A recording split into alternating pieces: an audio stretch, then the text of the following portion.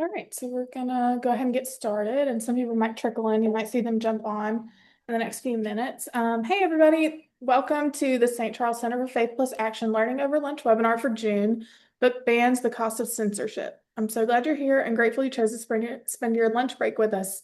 I'm Paige Davis, Executive Director here at the Center, and we create spaces for people of all faiths to learn, unlearn, and act, building a community grounded in equity and empathy. So our learning webinars are just one way that we create space to stay curious, connected, and grounded in challenging times. Today, I'm really honored to welcome speaker Meag Campos and our special guest, Dr. John Burns. While I'm introducing them, feel free to drop where you're from in a chat box if you'd like. Meag is a dedicated advocate for and an educator. I had a typo here, of literacy. Her career spans over 15 years working with elementary through high school students, during which she has served as a teacher, learning specialist, and instructional coach. Through that work, she has focused on literacy access for all, and she has widely condemned censorship of the arts. She holds a master's degree in curriculum and instruction with a focus on literacy leadership from the University of New Orleans. Dr. Burns is a school librarian living and working in Barcelona, Spain. John has worked in school libraries since 2013, when he moved from the language arts classroom into the school library to assist with early one-to-one device launch program in a small public school district in Minnesota. He has a certificate in school librarianship from Minnesota State University, Mankato. Is that how you say it? Mankato, yeah. Okay.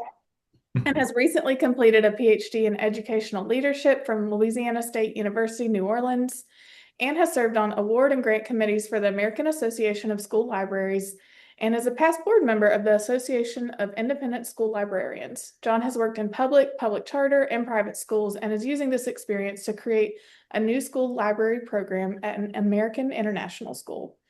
I am lucky enough to call both of these impressive people my friends. Meag and John, thank you for being with us today. We're excited to learn from you. And to everyone joining, feel free to eat, relax, keep your camera on or off as you prefer, and please mute yourselves if you haven't already. This will be recorded, and we may have some time at the end for a little Q&A. All right, with that, I will turn it over to you, Meag and John.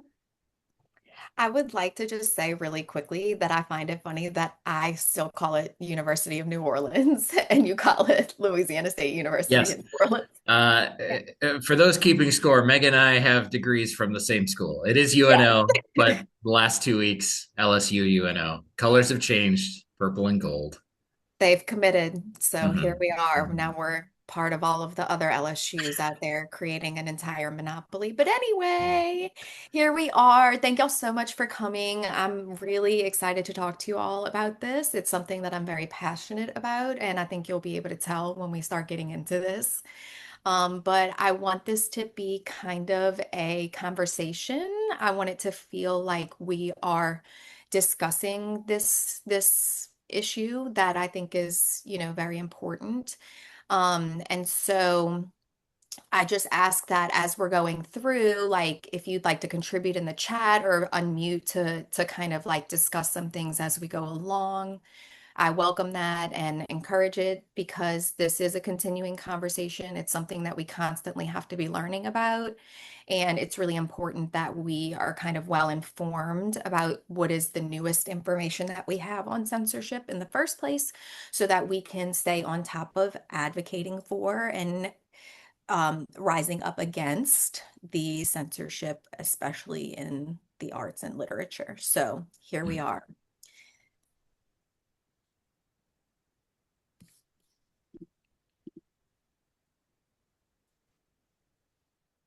Paige, can you go to the next one? Sorry. Okay, so during this session today, we are going to be doing just a brief little like overview of the history and context of some types of censorship that have happened historically, but also not all instances because that would take a very long time. And then just kind of putting that into context in the world that we live in today, and then applying it to understanding how it applies to our own lives and how we can kind of show up in this way. And then finally, John is going to add some research and more information from the librarian perspective so that we can know next steps and how to proceed with showing up. Mhm.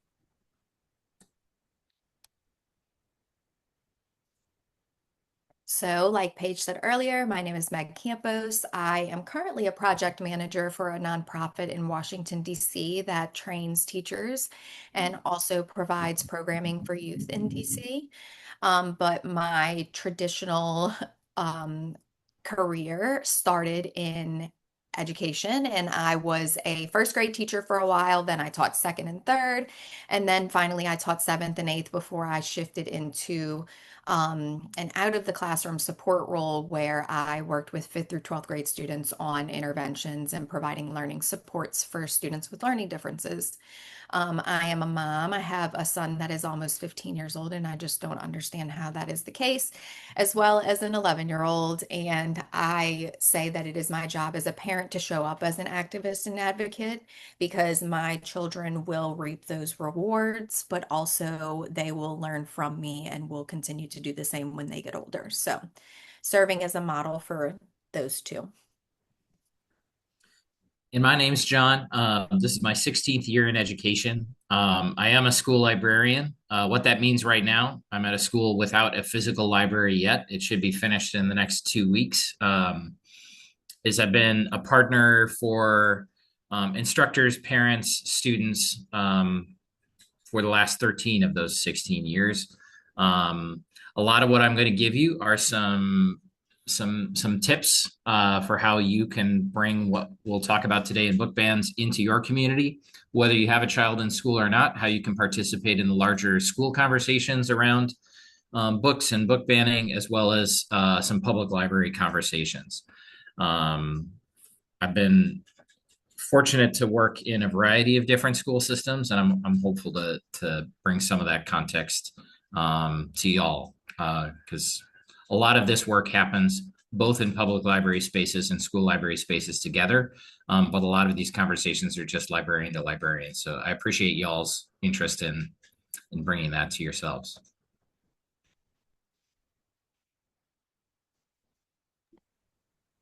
So very quickly before we begin, I just wanted to kind of go over like what book banning is. Like I think it's like a thread of censorship. And so first I wanted to kind of go over what censorship is, and that is the suppression or restriction of speech, restriction or suppression of communication, or restriction or suppression of access to information that's typically enforced by a government authority, an institution, or an individual.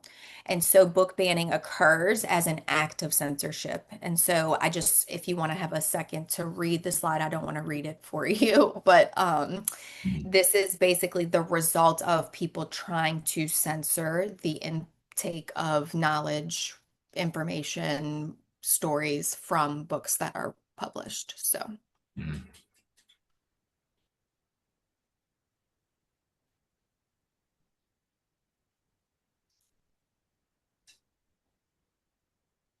so now these are some portions of a very long history of book banning that started well before America even was a nation. And it really always was it always stemmed from the desire for a person in a position of power to control the narrative of what people are taking in. And so if you see like the first one, I'm not going to read all of them to you again. This presentation will be made available afterwards. So if you want to like delve into the history of all of this, you can definitely read those to yourselves. But like if you look at the one from 259 to 210 BC, you can see that this was an emperor who had the desire to control what was being said about the history at the time that he was ruling. And so it is written that he actually buried scholars alive so that they could to prevent them from telling the story of this history. And so you can see that the through line and the thread of a lot of this stems from the desire for control and power. John, did you want to add anything?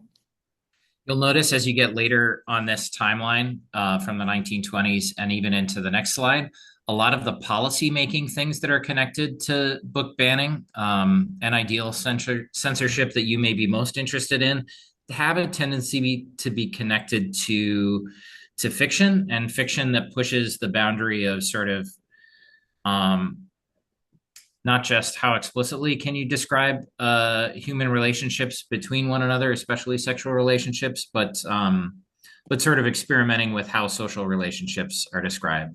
So especially in an era when we recognize more identities and give space for more identities, this is when you see spikes in policy banning, because you have, of course, like varying scholars as an example of like physically banning physical removal. A lot of what you may be most concerned about as an American citizen right now, and I am as well, even though I'm not physically in America, is the policy level removal of ideas and stories. Definitely. And so you'll see also a through line of, as John mentioned, the undertones of deciding what sexuality should be included and able to be accessed by people.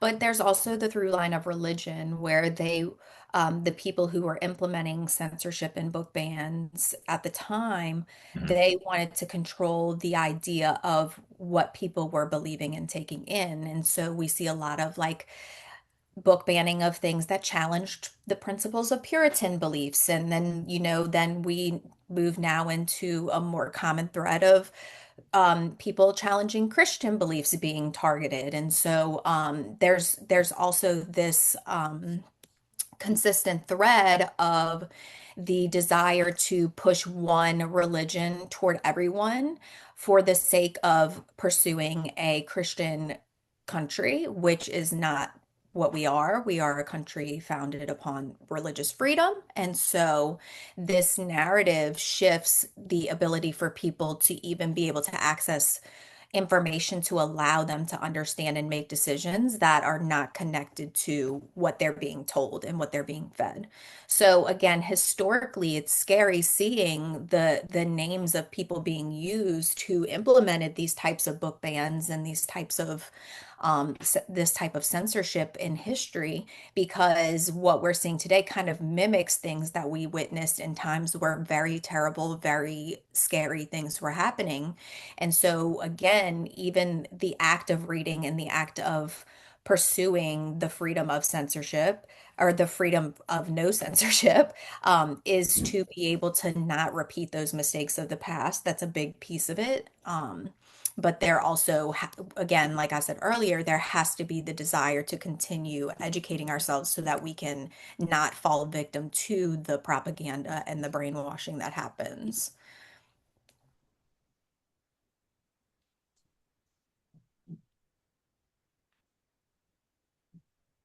I'll just give y'all a second to read through that. John, did you have anything to add? As we're on this slide, I want to highlight two things. I know y'all are reading, but if you can jump to the middle to 1982 and you take a look at Banned Books Week beginning, the reason Banned Book Week begins in 1982. So alongside this history of book banning, libraries began having a professional organization sometime in the 19th century and really started to coalesce in the 70s and 80s around some common ideas about keeping books in libraries. The main continuing Supreme Court statute that stands about books in general is a book banning case that involved public schools called Island Trees School District versus Pico, which happened in 1982. It is still on the books. It does not fully protect the removal of books, but it protected school library books from being removed by board members without input from the faculty or parents. Because this was essentially a case where school board members had removed books from the school library it considered sensational. These were books that had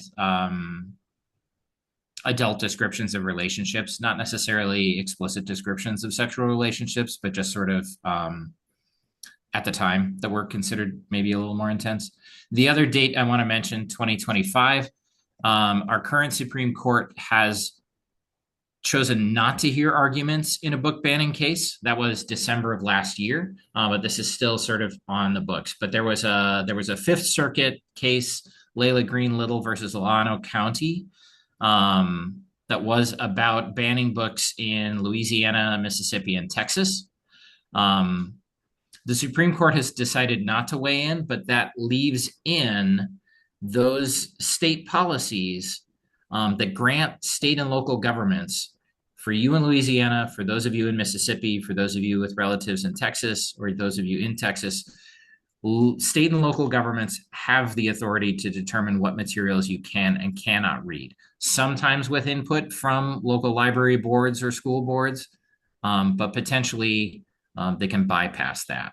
And so that is something that, if you're concerned about this issue, you should continue to pay attention to, because there is no federal prevention beyond that existing Island Trees versus Pico. And I'll drop, it sounds odd, but I'm going to drop the Justia link from the Supreme Court Center of that case into the chat so you have it for your reference.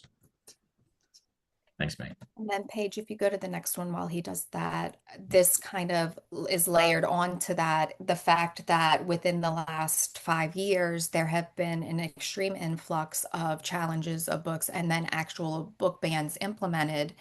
We are seeing an alarming rate of people coming out and believing that they have the right and or authority to be able to challenge a book because they do not personally feel comfortable with the content. And so this is just kind of an alarming number to really look at, because we are currently living in a space where we are dealing with censorship. We are being limited in in what we can access. Children are being limited in what they can access, and that's a concern. Mhm.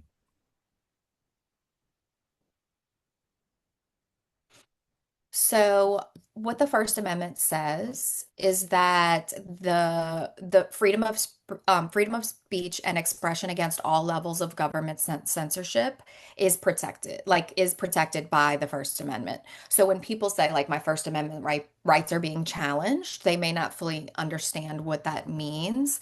But according to the ACLU, what they say is that the First Amendment does not allow the government to get rid of or limit the controversial, unpopular, or offensive, period. This is something that we have to remember. There are so many things that we can read that may not appeal to our taste or may not feel comfortable with us taking them in. But then what you do is you don't read it. Or you decide, maybe I can come back to this later once I've learned more about this topic, or once I can understand more about it. But then deciding or saying that nobody else should have access to it because you are offended by it is not legal. However, this is happening very frequently, and the rates at which this is happening are growing at alarming rates. It's something that we should be very concerned about. So, something that I find interesting is that censorship is used as a way to fit the narrative of very small groups who are in positions of power, but those narratives exclude the people who are in marginalized communities and act in direct opposition to what free speech actually means. So we have to be showing up in ways that we can ensure that marginalized people have access to the materials that everyone else has access to, in a way that can uplift their stories and allow them to learn and grow in the same ways that people in positions that are not marginalized are able to access.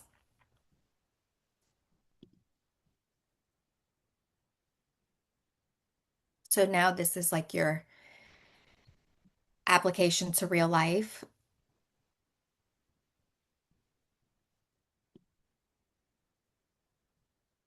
So literature is the tool for which you can build empathy, understanding, civic engagement, critical thinking, all of these skills that schools are talking about enforcing in children, like as they are educating them.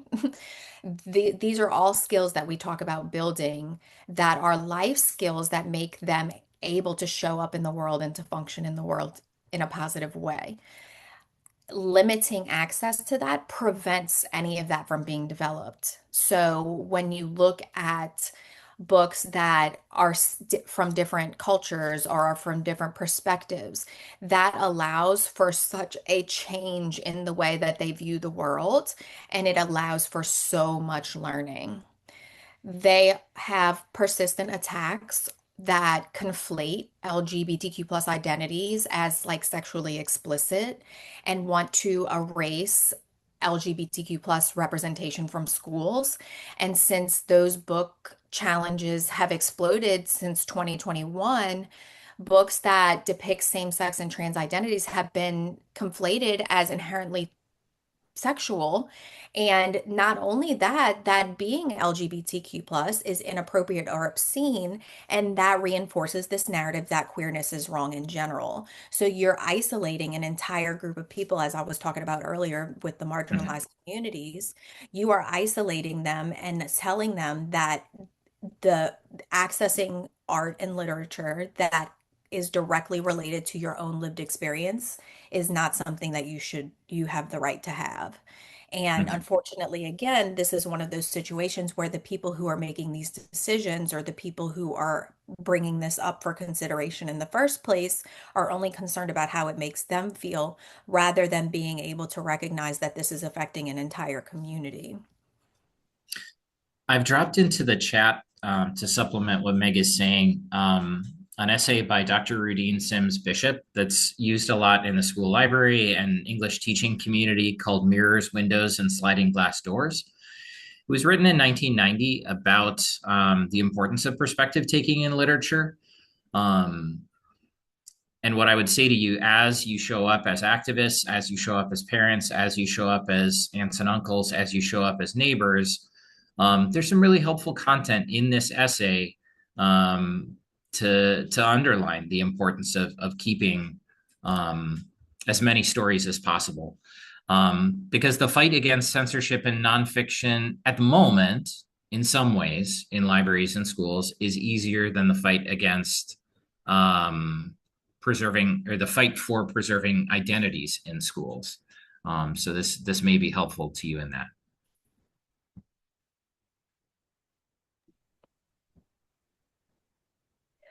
So I connected this piece of the work to the work that Paige and the center are doing because this is an important component of people really standing up and advocating in positions where people are not usually showing up in that way.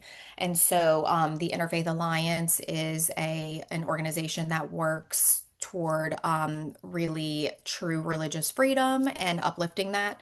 And they recently released a press release in September 2025, where they were saying like there has been an intensification of acts against free speech. And they basically wrote a call to action. And I just wanted to kind of give a quick quote from there because I think this really applies and can kind of explain why this is such a threat to the our democracy. So they said the terrible scourge of hatred and political violence in our country can be best addressed by expanding and strengthening a vibrant, inclusive democracy where all communities, including all people of diverse faiths and beliefs, can engage and coexist with one another peacefully in accordance with our core constitutional freedoms, utilizing instances of terrible violence and hate to fuel a crackdown on civil society, suppress free speech, remove prominent voices from the airwaves, and intimidate the media into silence and collaboration is a recipe for more division and more danger. And right now, we are incredibly polarized as a nation. We are incredibly polarized as a people. We live in our tiny bubbles and don't consider that there's any world outside of it that could be valid or worthy. And so we have to challenge ourselves and we have to really commit to doing scary things, which include speaking out against times when this division is constantly trying to be reinforced.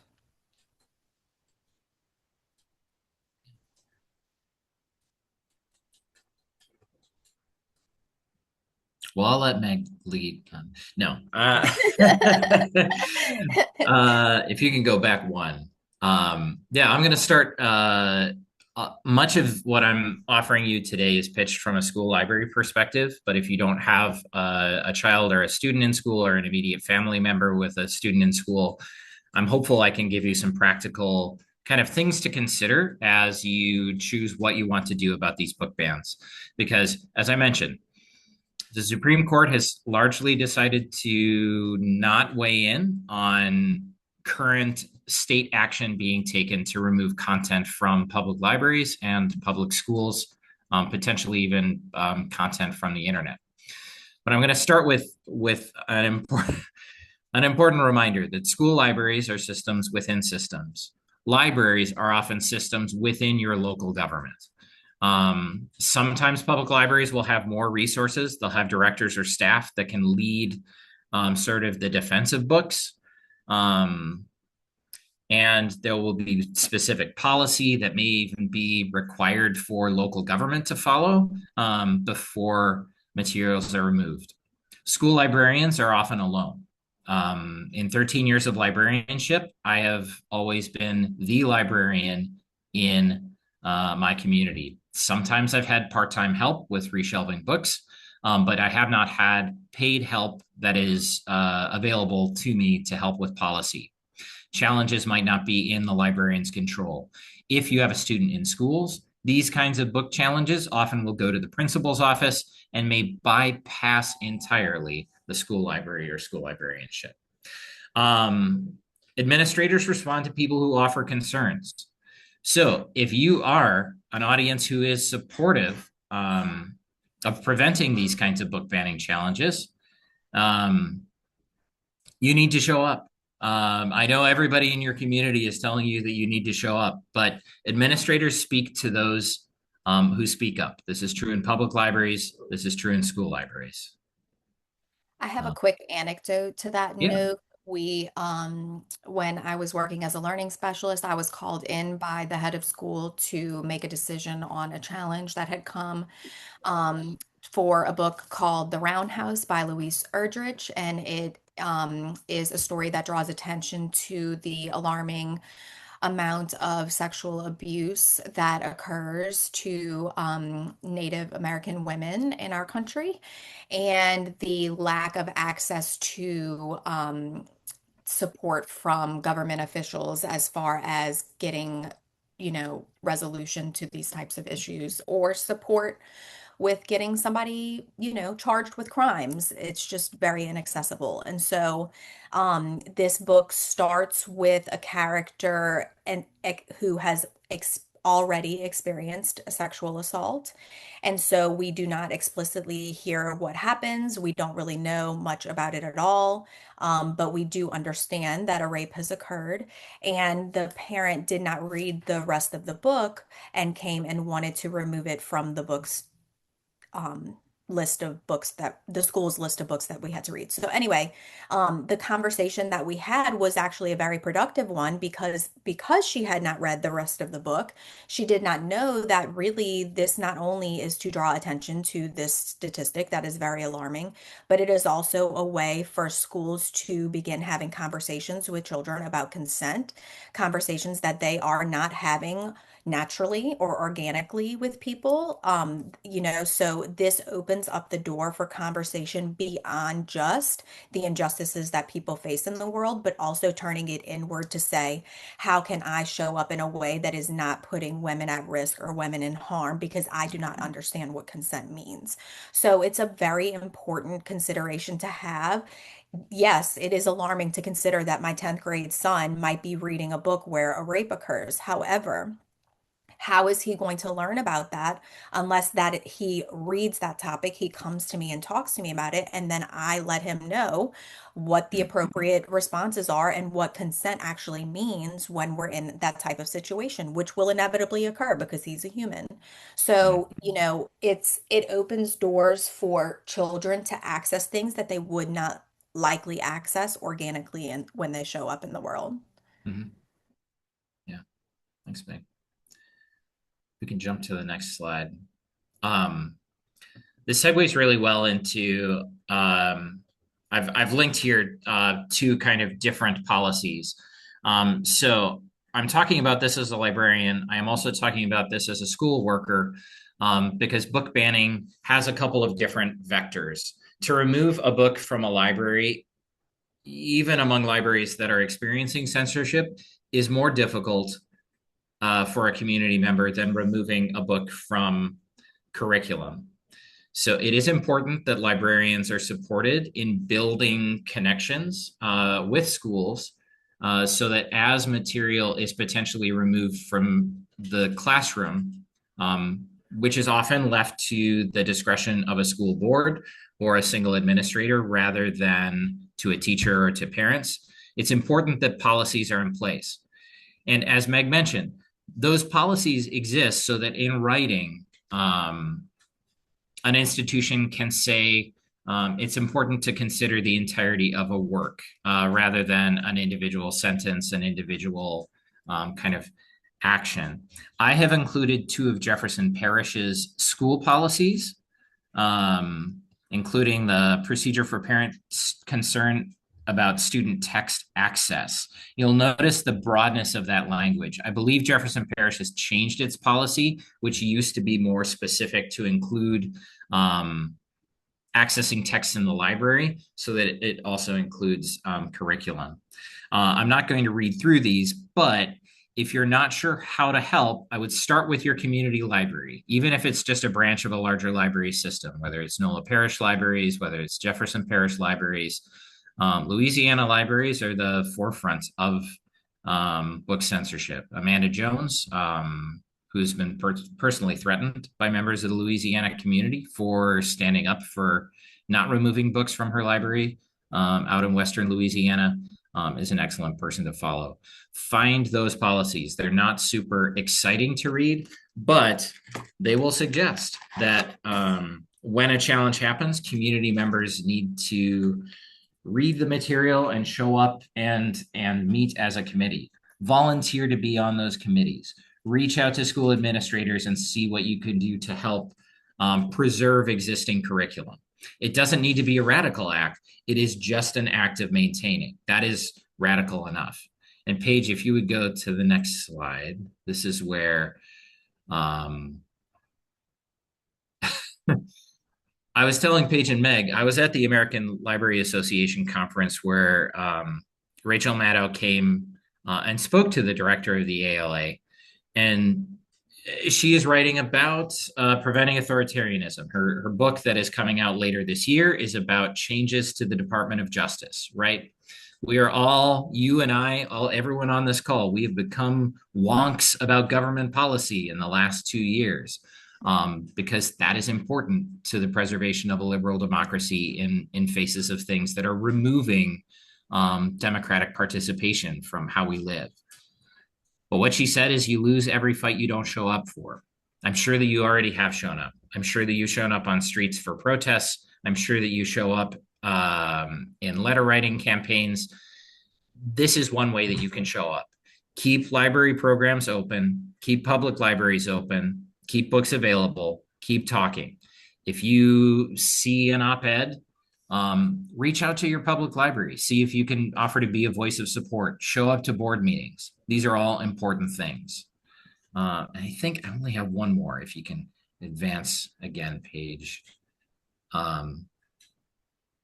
What I'm bringing you here are tools that I've been given as a teacher in private schools during these times. And some of these may give Paige and Meg some shock because these are civil discourse. And I'm sure in other presentations you've talked about civil discourse, but it can be really emotional in book bans and curriculum bans because your identity may be in the material that is under threat. So as you're having these conversations, especially as you're having them to someone who's hostile to the material that you're defending, anchor the concerns that you're offering or support in fact. I love that Meg, as she was describing Francisco Franco, talked about him as a nationalist leader instead of the fascist leader that he was. Pompeo Fabra is in the town that I'm in right now. It's a university that's thriving now, But it's a town that carries the memory of having even its own linguistic identity. There's a local language here that was wiped from legal use for a period of time because of government censorship. As you're talking to people, ask to inform, not to attack. Don't assume that somebody is a part of a larger book banning group. There are some coalitions of concerned citizens who are giving out lists of material to ban. Never assume that someone is a part of those coalitions. Ask them about their concerns that that are coming from them. You're going to see some links at the end for the Office of Intellectual Freedom, from FIRE, from PEN America. All of these are anti-censorship groups who, if you don't have the energy, these are good groups to activate. The ALA has a link where you can send book challenges, where your librarian can send book challenges. The ALA has some resources to have these fights. FIRE has some resources to have these fights. In the most extreme cases, the ACLU has some resources, but don't go at it alone. As you're talking to people, limit your slippery slope. The removal of one book is not necessarily going to end the library, but it can feel that way. But in the conversation, it's important to stay targeted. I've been a part of curricular conversations where texts you may have read in school were removed from curriculum. I had to keep my mouth shut about what that might lead to in the future, because I have to keep showing up to those conversations, and I have to keep kind of building that credibility. And finally, you're already in a chat with like-minded parents, students, community members. Keep talking, keep spreading that word out. If 5 of you can show up to a library board meeting, if 5 of you can write op-eds, if 5 of you can write in, that's much better than 1. So keep that in mind. I think that might be it for me. Yes, so now here's some access to resources. Again, we will share this with you later, but this year's Banned Book Week is October 4th through 10th of 2026. I'm already trying to come up with ideas for like a little party that I can do, but look at these delightful little posters that they made for Banned Books Week this year. I just love them so much and kind of want to get one to hang in my living room. Anyway, they're just so cute. So think of ideas of ways that you can not only uplift banned books during this time, but also like just in general. If you are a reader, maybe try to shake it up sometimes and throw a banned book into your to be read list rather than just picking up whatever was suggested for this month. But also, talk to people, join groups that read and have discussions with them. This is how we counteract the censorship that is, happening around us. But also buy books through bookshop.org instead of Amazon, because that helps to actually directly fund the independent bookstores that you're ordering from, as well as the authors who do not make as much money from Amazon as they would through bookshops. So this is information about Banned Books Week. The next slide has just a little more about the theme of this year, which is Let Books Be, Protect the Freedom to Read. And you can see there is a list of like the top 11 most challenged books of 2025. And so like maybe buy all of them or just like a couple of them, whichever ones you think are interesting. But then otherwise, if you go to the next slide, I included some QR codes for you to access organizations who are working against banned books, also information about local bookstores and the press release that I mentioned earlier from the Interfaith Alliance, just in case you want to read the whole thing because it's very good. But yeah, I am very thankful that y'all came, and I hope that, this got you psyched up to fight against this. But I think that again, we're all learning through the process of reading and learning how to be better humans for each other through that. And so that's my call to action for you, is to just read, read, read.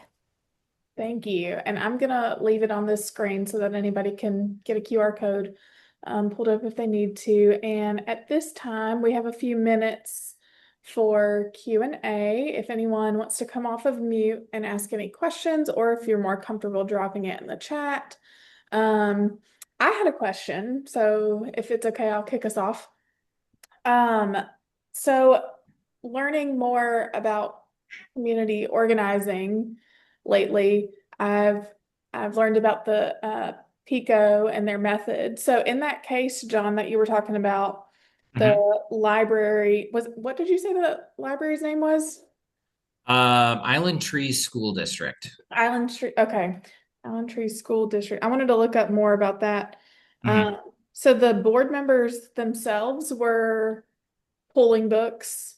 That's what was happening there. Yeah. So the concern was that um, this was not necessarily educators removing materials. This was not librarians removing materials. That is pretty common. If you go to a library, you'll see books that are stamped weed or withdrawn. That happens all the time. It's largely based on reading circulation numbers to try to keep the numbers down so that you're checking books out. But yeah, this was board member removal of books for politically charged content specifically. So they were kind of still trying to limit left wing content or content that too freely discussed sexuality more generally. This was not as explicit. I saw the last cover. Like um, there's content in uh, some of the books that have been banned or proposed banned that were in that list that school libraries do have to have complicated conversations about. Mhm. Pico versus Island Trees. This was largely books that would sit innocuously in your library right now that are not necessarily cultural firestorms. But yeah, that did require some organization to challenge. And it would be lovely for Louisiana to have one of those challenges on the books to go to court to be able to make that kind of policy more federally protected. Thanks. Anyone else have any questions right now? You can jump off of mute and share. I have a question. Um, it was you mentioned in 2021 there was the beginning of a big resurgence in book banning. I'm thinking this is uh, Biden was just elected. It's a year or two on the other side of George Floyd. What was happening around that time that it sounds like there's more organization or at least more push to begin this again? In any context around that year or some of the contributing forces behind that? I can offer some insight. I think so. A lot of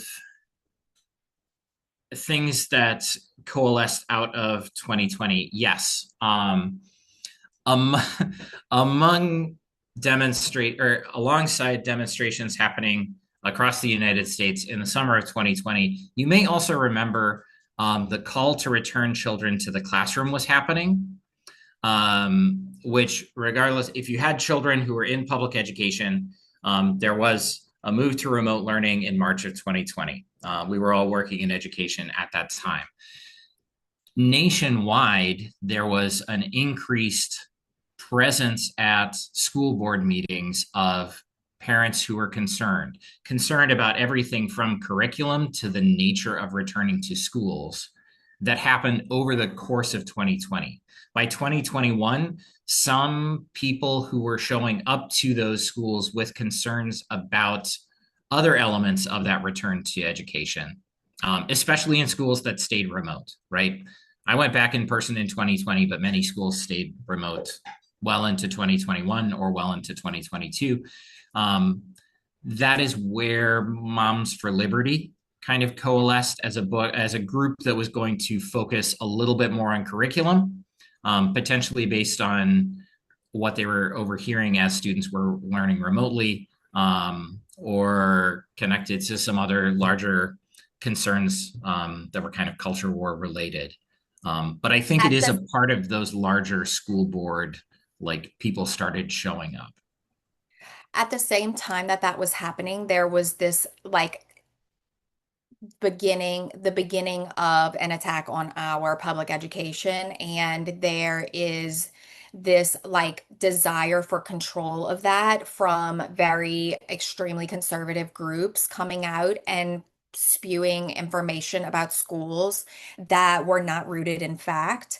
And they started basically fear mongering people to truly start actually paying more attention. Because if you had said the word curriculum to parents 10, 15 years ago, there would have been no understanding or concern for what that even really meant.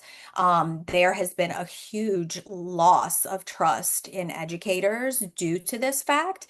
And so there's this idea that, I mean, people believe that teachers are outwardly going into classrooms and telling children that they should transition or that they should, like they believe that there's this indoctrination happening that unfortunately is just not happening. They are worried about having an educated constituency. And so really the focus of governmental groups and extreme conservative groups, their focus is that they want to control the narrative of what is being taught to people so that they don't have the intellectual capacity to refute it. And so they are outwardly attacking our education, our fundamental education system in an attempt to try to, down the road, control, voting groups, like people, the voting constituency. And so the big thing that was happening in 2021 is the residual result of the former presidency from 2016 to 2020, where discussions started happening about bringing conservative values back into schools, language about things that were happening in classrooms that were not actually happening, and then parents becoming very afraid because they've been fear-mongered into believing that these things are happening and that their children are at risk.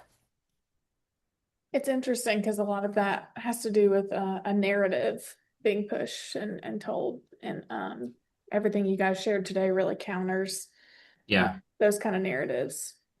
I will say, if you want to also anchor, like public libraries didn't necessarily, they received a lot of the brunt because it's easier for you to impact public library policy today. Like if you showed up to a public library board meeting, your voice would have a lot of weight. Not a lot of people show up to those because they're objectively boring. I have been a public library board member. They are boring. They can be boring. They should be boring. I will give you direct, like it is important to stay aware of both the 1776 Commission and the 1776 Project, which were kind of interdisciplinary countercultural measures proposed towards the end of Donald Trump's first term as president. A lot of book bans are framed around some language in that document, including the removal of nonfiction materials that didn't support some narratives. So I think I don't don't believe that these challenges have come from nowhere. They are part of larger policy plans that are connected to strongly held values. So if you can find that document, if you can read through it, you'll see other public policy moves that have been made that match some of those plans, which the final project was presented in the January of 2021, or no, I guess that would have been January of 2020.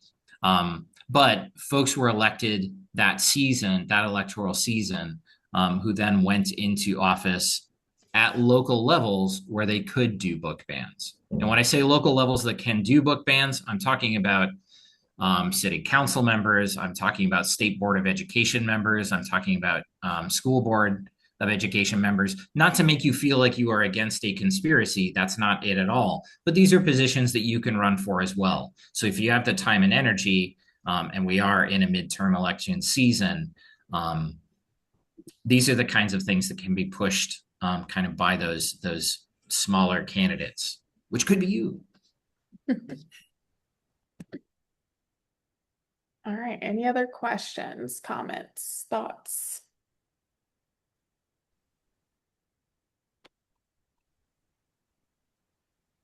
I'll quickly share. This was just like a practical thing. St. Charles, the church that I pastor, about 3 or 4 years ago, we hosted a banned book festival, which was really fun. We partnered with the local bookstore here in New Orleans. I had never seen anything like this before. I hope they're more common. But the local bookstore brought over a bunch of books that have been banned historically and or were being challenged today, and they just made them available for purchase. And so people could come through over the course of 2 or 3 hours. It benefited the local bookstore, and it was a really fun event and enlightening too to see which books were banned or 50 years ago that you would not think would be any longer. But that was just another I guess, practical, fun event if you're with an organization that has the capacity to do something like that. It was a good relationship too with the local bookshop. So, We should do it, Paige. Yeah, it sounds fun. We'll I talk. love that. So great. Okay. Love it. Look at us making plans. Karen, I see you came off mute. Well, I just wanted to thank Mark for mentioning that banned book fair that we had. It really was fun, and it was really enlightening for the people who maybe hadn't sat down to really look at the whole list of banned books that were being proposed or that had been proposed. And I bought some of the ones that I'd kind of missed in my education. And it was a good time all the way around to educate those of us who maybe don't have kids in school and so forth and hadn't paid much attention. And it helped the bookstore as well. Yeah. Wonderful. Mutual benefit. Love it. Love that. All right. Well, if there's no more questions or thoughts, Meg and John, thank you so much. This is wonderful and helpful. Thank And y'all. everyone listening, thank you so much for attending. This is recorded and will be posted on our YouTube and website, so you'll be able to share it with friends or educators or parents, anyone you know who would find this information useful. And you will get a survey after this in your email inbox. Please fill it out. It helps us fine-tune things and make sure we're doing things that you will benefit from. So, all right, have a great afternoon, everybody. Bye, everybody. Thank y'all. Bye. Bye.